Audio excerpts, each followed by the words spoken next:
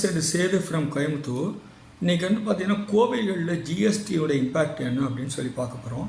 ஜென்ரலாக கோவிலில் பார்த்திங்கன்னா ஸ்பெஷல் என்ட்ரன்ஸ் இருக்கும், அபிஷேகம் இருக்கும், அன்னதான டிக்கெட், பிரசாதம், அப்புறம் சுவாமிக்கு சாத்தின வஸ்திரத்தை ஏழை வருது. இது எல்லாமே ஜிஎஸ்டியில் எக்ஸம்ப்டாக, எதுக்கு ஜிஎஸ்டி வராது.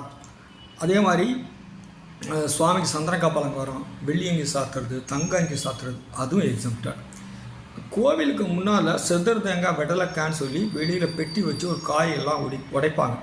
அந்த தேங்காயை யார் ஏலம் எடுக்கிறாங்களோ அந்த ஆக்ஷனுக்கு ஜிஎஸ்டி உண்டு. அதே மாதிரி பார்த்திங்கன்னா கோவில்கள் முன்னாடி கடை கட்டி வாடகை விட்டுருப்பாங்க, அதுக்கு ஜிஎஸ்டி உண்டு. கோவிலில் சப்போஸ் அது ட்ரஸ்ட்டில் ரிஜிஸ்டர் ஆகி ஒரு கல்யாண மண்டபம் கட்டி விழுந்துருந்தாங்கன்னா பெர் டே 10,000 ஃபார் எக்ஸம்ஷன். அதே மாதிரி பார்த்திங்கன்னா கோவிலில் காட்டேஜ் இருக்கும், அந்த கோவில் வந்து ட்ரஸ்ட்டில் ரிஜிஸ்டர் ஆகிருந்துச்சுன்னா காட்டேஜ் வந்து பெர் டே 1000 rupees வர எக்ஸம்ப்டட். அதுக்கு மேலே போனால் ஃபுல்லி ஜிஎஸ்டி அட்ராக்ட் ஆகும். அதே மாதிரி பார்த்திங்கன்னா கோவிலில் வந்து 2 வீலர் 4 வீலர் பார்க்கிங்ஸ் இருக்கும், அந்த பார்க்கிங்க்கு ஜிஎஸ்டி உண்டு. அதே மாதிரி பார்த்திங்கன்னா கோவிலில் வந்து வேறு என்னென்ன ஆக்டிவிட்டி இருக்கோ ஆக்டிவிட்டிக்கு ஏற்ற மாதிரி ஜிஎஸ்டி வரும் வராதுன்னு நம்ம டிசைட் பண்ணணும்.